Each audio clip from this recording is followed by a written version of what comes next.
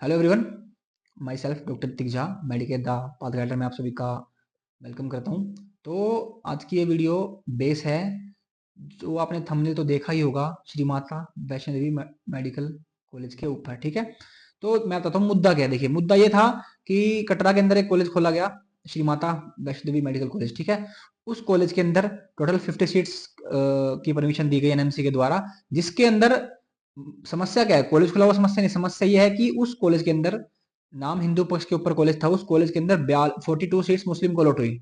Only 7 seats, 50 में से 42 seats मुस्लिम को अलॉट हुई, 7 सीट्स हिंदू को अलॉट हुई और 1 सीट्स क्रिश्चियन कम्युनिटी के स्टूडेंट को अलॉट हुई। ठीक है, अब मुद्दा ये था कि मुद्दा ये नहीं है कि भाई 42 सीट्स मुस्लिम को अलॉट हुई, 7 हिंदू को अलॉट हुई, ये था कि क्यों हुई। ठीक है, तो आइए, पहली बात तो कि हिंदू पक्ष के लोगों ने इस पर आवाज उठाया। आप सोच रहे होंगे भाई एडमिशन मिल गया तो अच्छी बात है, उन्होंने अपने कट ऑफ से एडमिशन लिया है, तो फिर मुद्दा उठाने का मतलब नहीं था। मुद्दा उन्होंने इसलिए उठाया कि श्री माता वैष्णो देवी मेडिकल कॉलेज को जो फंडिंग हो रही है वो श्री माता वैष्णो देवी श्राइन बोर्ड कटरा के द्वारा हो रही है। ठीक है, अब उधर पैसा कहाँ से आ रहा है फंडिंग करने के लिए? जो भक्त वहां पर जा रहे हैं, जो भी डिवोटीज वहां पर जाके चढ़ावा चढ़ा रहे हैं, पूजा कर रहे हैं, चढ़ावा चढ़ा रहे हैं आरती के अंदर, या फिर किसी भी मीडियम के थ्रू वहां पे चढ़ावा चढ़ा रहे हैं, पैसा तो हिंदू पक्ष के लोग ही है। ठीक है, तो उनका बोलना जायज था कि भाई जब हम पैसा दे रहे हैं तो हमारे पैसों से मुस्लिम के बच्चे क्यों पढ़े। ठीक है, मैं किसी धर्म के खिलाफ नहीं बोल रहा हूँ, मैं आपको जो मुद्दा चल रहा है उसको समझा रहा हूँ। ठीक है, तो प्लीज माइंड मत कीजिएगा, मैं बिल्कुल इक्वली आपको वीडियो समझा रहा हूँ। ठीक है, तो हिंदू पक्ष के लोग ये कह रहे हैं कि पैसा जब हम चढ़ा रहे हैं, हमारा पैसा, तो उससे मुस्लिम का बच्चा क्यों पढ़े। देखिए, मैं बताता हूँ आपको क्यों पढ़े। वो कॉलेज जम्मू एंड कश्मीर, जम्मू के अंदर सिचुएटेड है। ठीक है, अब उस कॉलेज ने काउंसलिंग में पार्टिसिपेट, देखिए जो भी बच्चा आया ना उस कॉलेज के अंदर, चाहे हिंदू मुस्लिम सिख जो भी आया है, वो काउंसलिंग के थ्रू आया है। अब आप कहेंगे काउंसलिंग के थ्रू सिर्फ 42 बच्चे क्यों आए मुसलमान के? हिंदू के भी तो आ सकते थे। ठीक है, 7 बच्चे सिख के क्यों आए? मुस्लिम के भी आ सकते थे। सॉरी, 7 बच्चे हिंदू क्यों आए? ज्यादा क्यों नहीं आए? सिख का एक ही बच्चा क्यों आया?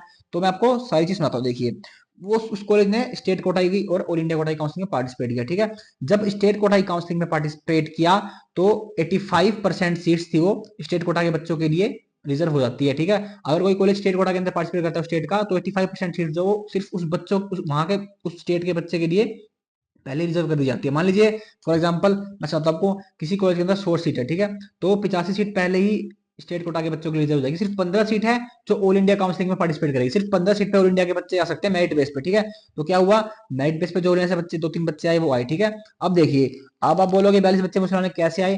तो जब जम्मू के अंदर काउंसलिंग हुई स्टेट कोटा के तहत, जब 85% सीट रिजर्व रखी गई, तो जम्मू के अंदर मैं आपको समझाता हूँ जो मेन चीज है वो समझिए। देखिए, जम्मू के अंदर ना 90% मुस्लिम कम्युनिटी के बच्चे रहते हैं। ठीक है, तो जब 90% मुस्लिम कम्युनिटी के बच्चे रहेंगे तो कॉमन सी बात है ना, ज्यादा पार्टिसिपेशन उनका ही होगा। सीधी सी बात है, 90% बच्चे रहे तो मेरिट भी उनकी ही ज्यादा आई। इसी कारण 42 सीट्स मुस्लिम कम्युनिटी के लोगों को अलॉट हुई, 7 सीट्स हिंदू कम्युनिटी के लोगों को अलॉट। ठीक है, अब लोग ये कह रहे हैं कि मुस्लिम कम्युनिटी को क्यों अलॉट हुई, तो मैंने आपको समझाया को अलॉट इसलिए हुई, उनकी वो भी कोई जानबूझ के, उनको काउंसलिंग काउंसलिंग के थ्रू वो कॉलेज अलॉट हुआ है। ठीक है, उनका हक बनता है, उन्होंने पढ़ाई करी, काउंसलिंग के थ्रू उस कॉलेज को अलॉट किया है। अगर हम धार्मिक नीति से देखें तो बात हिंदू पक्ष के लोगों की भी सही है कि भाई जब हम फंडिंग हम कर रहे हैं, कॉलेज को पैसा, हमारा पैसा जा रहा है, तो मुस्लिम बच्चा उससे क्यों पढ़े। बात मुस्लिम पक्ष के लोगों की भी सही है कि हमारा बच्चा पढ़ के उस कॉलेज तक पहुंचा है। ठीक है, तो दोनों पक्षों की बात अपनी अपनी जगह है, धार्मिक तरीके से वो सही है, एजुकेशनल काउंसलिंग के तरीके से वो सही है। ठीक है, उसके बाद क्या हुआ कि फिर हिंदू पक्ष के लोगों ने प्रोटेस्ट किया, बहुत ही, कॉलेज बंद हो गया। अब उनको क्या लग रहा है प्रोटेस्ट की वजह से कॉलेज बंद हो गया? देखिए, कॉलेज बंद प्रोटेस्ट की वजह से नहीं हुआ, मैं समझता हूँ कॉलेज बंद हुआ क्यों।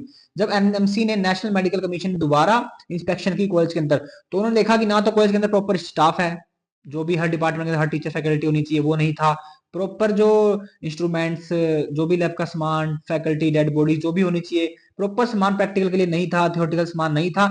इस वजह से जो एनएमसी ने है वो इस कॉलेज की परमिशन रद्द कर दी, परमिशन को कैंसिल कर दिया। ठीक है, ये मेन मुद्दा है, किसी धार्मिक प्रोटेस्ट की वजह से वो उस कॉलेज की परमिशन रद्द नहीं हुई, इसकी वजह से हुआ। और एनएमसी ने तुरंत ही बोला कि 50 के 50 स्टूडेंट्स को तुरंत अदर कॉलेज में ट्रांसफर किया जाए। ठीक है, उस कॉलेज को भी परमिशन नहीं मिली इस साल।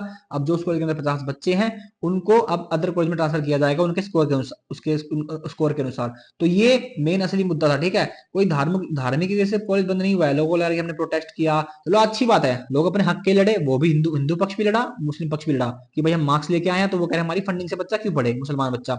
दोनों पक्ष अपने सही है, पर किसी भी धार्मिक मुद्दे की वजह से यह कॉलेज बंद नहीं हुआ है। मैं आपको बता रहा हूं फिर से, यह कॉलेज इसलिए बंद हुआ है, जब एनएमसी ने इंस्पेक्शन की तो इस कॉलेज के अंदर proper faculty, proper staff, proper instruments, proper study materials applicable found नहीं किए गए, नहीं पाए गए। इस वजह से एनएमसी ने इस कॉलेज की परमिशन रद्द कर दी, कैंसिल कर दी। ठीक है, अब अगले साल दोबारा जब ये चीजें लेके वापस जो जो कमियां थी इस कॉलेज के अंदर सुधारी जाएंगी बोर्ड द्वारा, मेडिकल कमेटी के द्वारा उस कॉलेज की, तो वापस इंस्पेक्शन होगी। अगर सब कुछ सही मिलता है तो दोबारा परमिशन मिलेगी। होना फिर से यही है। ठीक है, अब एक मुद्दा और उठा, जब हिंदू पक्ष के लोगों ने बोला कि अगर मुस्लिम कॉलेज, जो कॉलेज मुस्लिम कम्युनिटी के लोगों द्वारा फंडेड है, जैसे कि जामिया इस्लामिया, अल्फा अल्फा, उनके अंदर सिर्फ मुस्लिम बच्चे ही पढ़ रहे हैं, हिंदू बच्चों के लिए रिजर्व कैटेगरी है ही नहीं, तो इस कॉलेज में मुस्लिम बच्चा क्यों पढ़े? बात उनकी भी सही है। अगर ऐसा करना था ना, तो देखिए मैं आपको क्या करना चाहिए था, सिर्फ हिंदू कम्युनिटी के बच्चों को पढ़ाना चाहिए था। तो क्या करना था, पहले ही रूल बनाना था, एक स्कूल खोलना था 12th तक का, उसके अंदर सिर्फ हिंदू बच्चे पढ़ेंगे, और सीधा सीधा वहां पे रिजर्व कर देना था सीट्स, कि भाई जो बच्चा इस मेडिकल कॉलेज के अंदर, श्री माता वैष्णो देवी मेडिकल कॉलेज के अंदर स्कूल से पढ़ के आएगा, उसके लिए अलग से 90% कोटा रखा जाएगा, जैसे कि जामिया इस्लाम में अल्फा अल्फा के अंदर किया गया। ठीक है, जो भी बच्चा उस स्कूल के अंदर पढ़ेगा, जो वैष्णो देवी का स्कूल खोला जाएगा माँ वैष्णो देवी का 12th तक का, जो बच्चा उस स्कूल से पढ़ के आएगा ना, उसके अलग से रिजर्व कोटा 90% रखा जाएगा। उससे क्या होगा देखो, अब हिंदू पक्ष का बच्चा स्कूल के अंदर पढ़ेगा, मुस्लिम को एडमिशन देंगे नहीं, क्योंकि वहां पे तो कोई कमेटी है नहीं एमसी की, तो भाई काउंसलिंग होती नहीं वहां पे, तो भाई मनमर्जी बच्चे रख सकते हैं अपने हिसाब से।